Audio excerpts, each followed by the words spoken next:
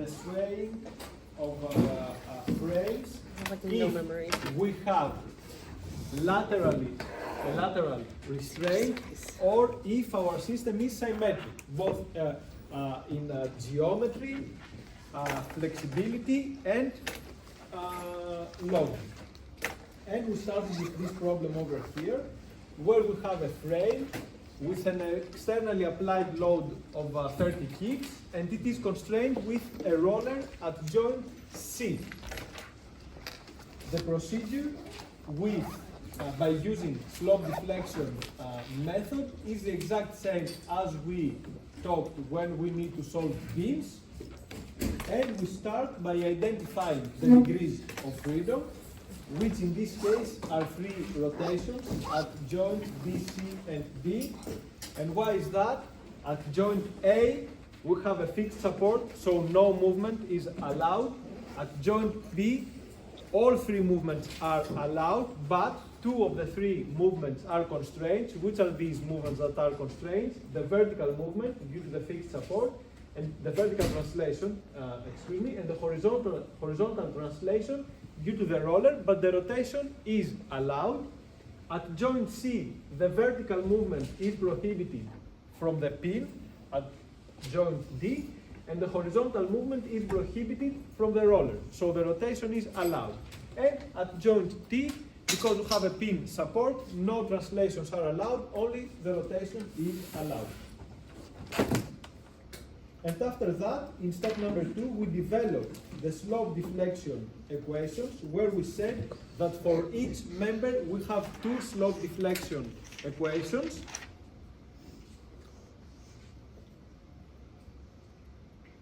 Step number 3, we need to calculate the fixed end moments and the psi's. And remember, if you have a member with 0 externally applied loads, then automatically your fixed end moments are equal to 0, because there is nothing to load them. Our psi in this particular location is 0 everywhere, because it is a no-side sway system.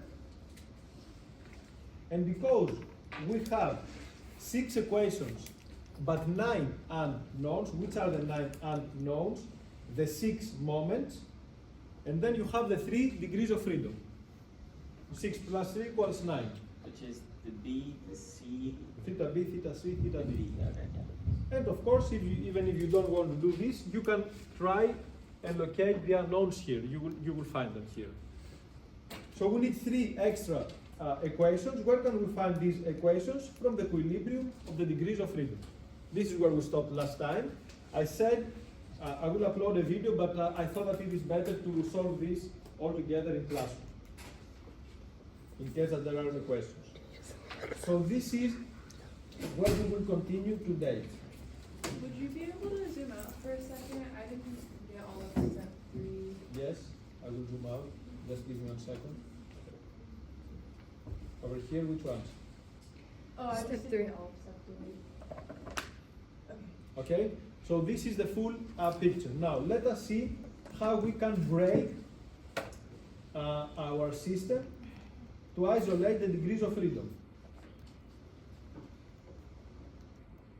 So we have 3 rotations that are allowed: theta B, theta C, theta D. Let's start with theta B. So we isolate our joint B.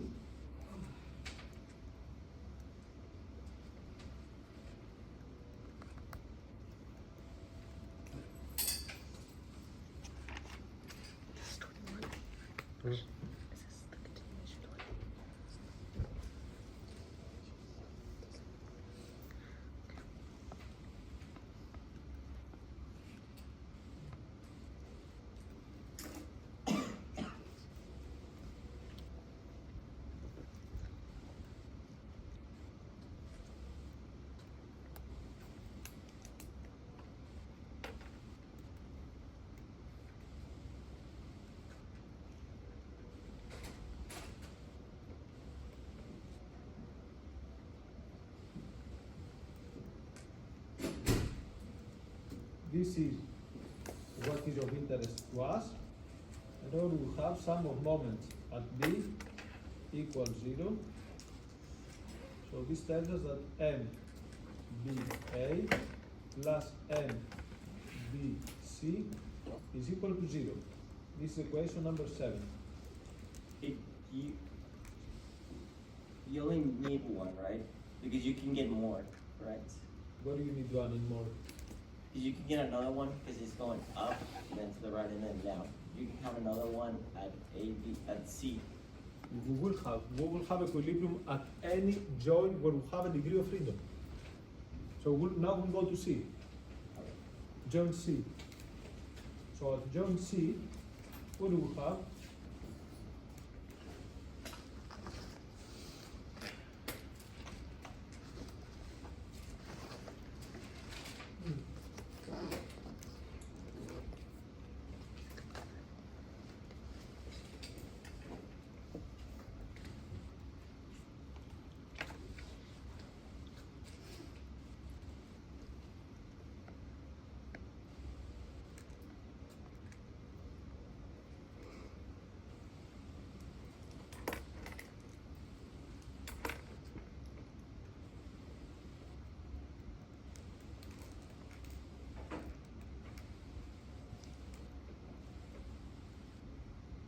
Sum of moments at C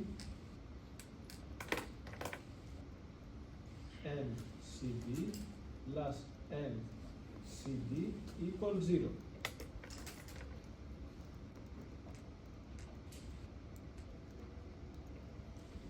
And then we have one last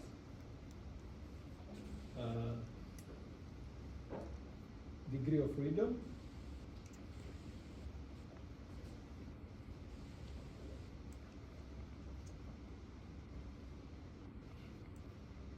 which is at joint D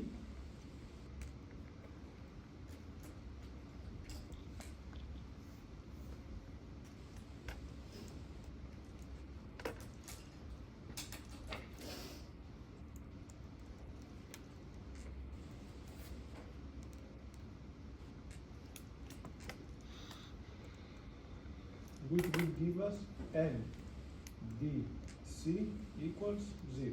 And this is equation number 9.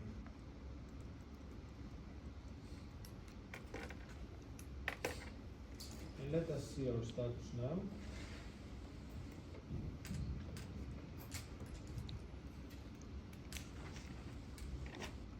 Now we have 9 equations for 9 unknowns. Happy face.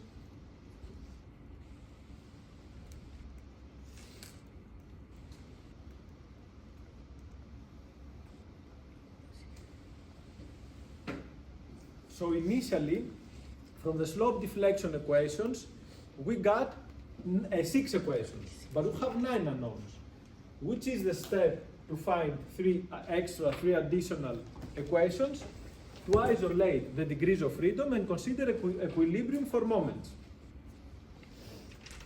And this will give us 3 more equations, so we have now 9 equations with 9 unknowns. And who can solve our problem? This is a 9 by 9 problem. Before this, the sad face right there, how many unknowns do we have in the equation? 9. Still 9 unknowns. The 6 moment for the 3 members plus the 3 degrees of freedom. Are there cases where using the degrees of freedom equations are still not enough? Yes, there are. We will see one today.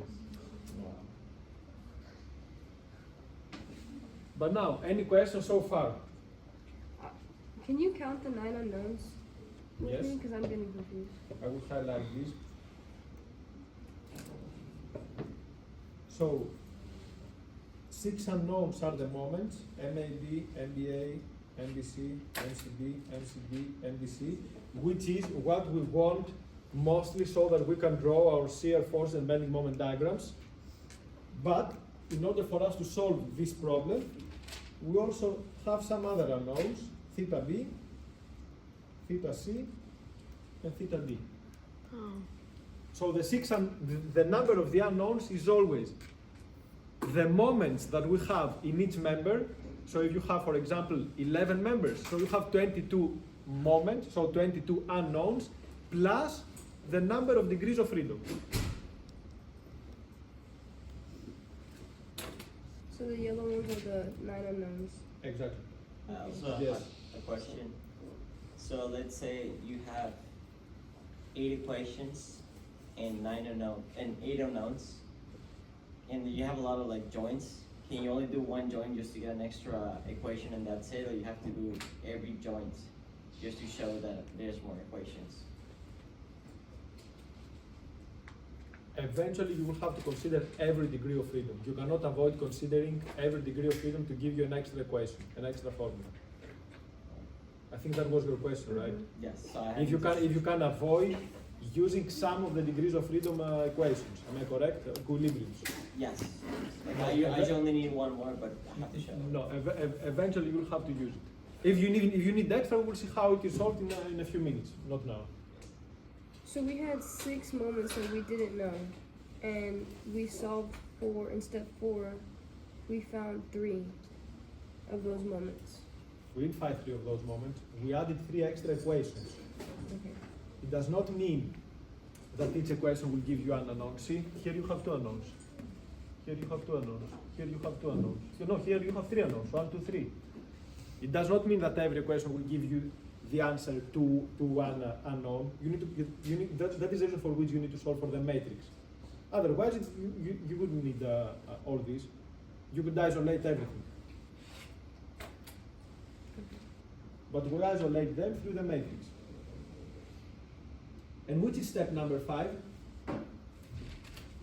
Solve in Excel. Exactly. You have this Excel on Canvas. Go download it and plug in the known values. Now you know everything. But remember, we move everything from the equations to the left-hand side other than the fixed end moments. This is how we solve it. This is how the 8x8 matrix, these are the values of the 8x8 matrix. So we will have 1 times MCD, but all the remaining 7 unknowns will be 0 other than theta c, which will be minus this times 2, and theta d will be minus this. But this will be calculated automatically in the Excel. So start filling the top part of the unknowns in your matrix.